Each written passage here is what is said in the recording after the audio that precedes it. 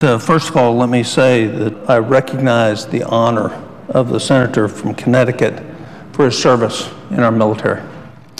I didn't serve in our military. I actually was in college during the Vietnam War. I drew 354 on the lottery the week before I was to be drafted. I had two brothers that served, not in Vietnam, but served in the military. My father and both uncles served during World War II. My grandfather was awarded the Croix de Guerre, the highest honor the French give, for his work during World War I. I also would state that as a physician, I know suicide all too well. I have failed patients in the past doing everything I knew to do, but they still took their lives. I've also experienced it personally in my own family. I know this issue. And I also know what we did 3.5 months ago. We passed the Veterans Choice Act, of which I ultimately voted against, because it didn't do what we promised the veterans we would do.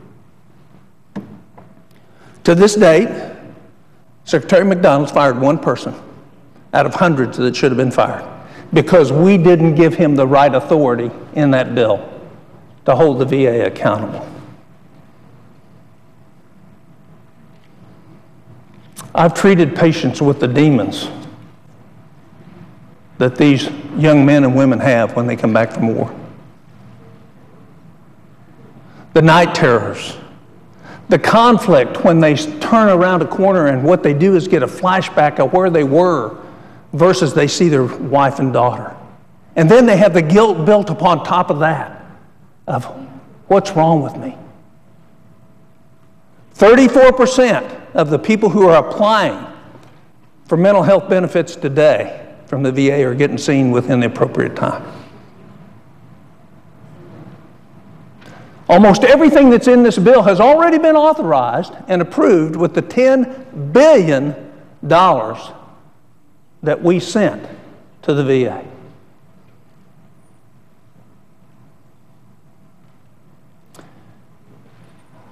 When every veteran, regardless how long his hair is, or how unshaven he is, or how scraggly he looks, or how nice he looks, is greeted with a yes sir or a yes ma'am, is greeted with a smile at every veteran facility, is treated with the respect that they deserve because they served and some of us didn't, that's when we know we will have put the VA back on course.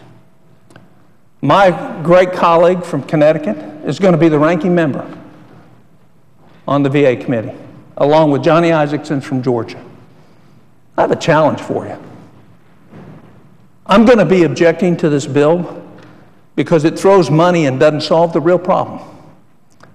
And I know most of my colleagues disagree with me on that. But I actually did the work.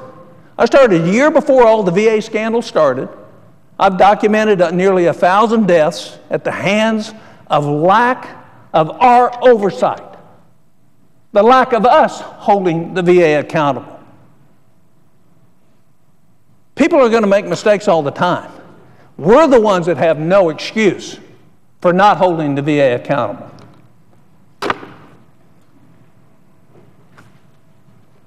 Our veterans deserve the very best.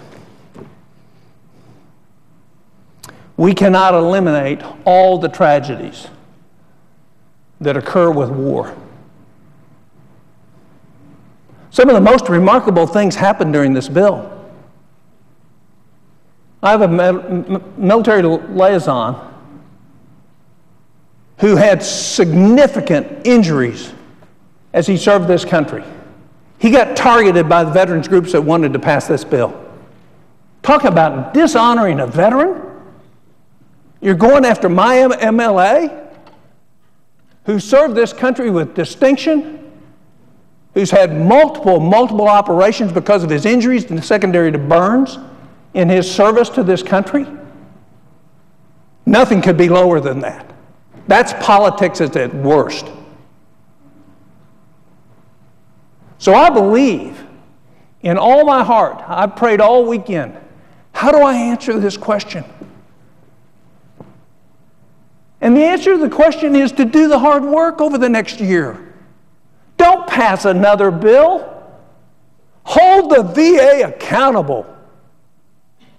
There should be a hearing every week on every aspect of everything that the VA does for the whole next 2 years, so that they, in fact, will treat the people who put their lives on the line with the very respect, the very service that they so richly earned, and we have been spoiled because we undervalue it. We have great employees at most of the VA facilities, but we have some stinkers. And until you change the attitude, until you hold the administration of the Veterans Administration accountable, you will never change the attitude that our veterans aren't getting the very best. And they deserve the very best. My heart breaks for the people who commit suicide. You know what it is? They find no relief anywhere else except death. There's no answer for them. We don't give it to them. We have failed them. I personally have failed them in my own medical practice. And so they look at the only option that gives them relief from the tremendous pressure and tension under which they are experiencing. You know, I had a very close friend in the house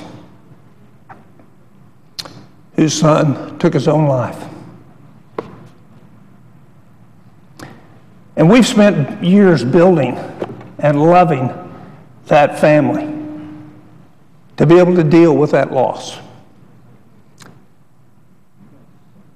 Events, catastrophic events, depression and situations lead people to suicide. Not any one individual. They are searching for an answer that we have failed to give them.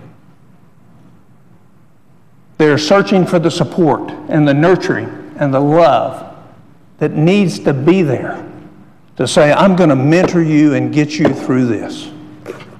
That's where the VA has failed. That's where the military has failed. That's where we have failed.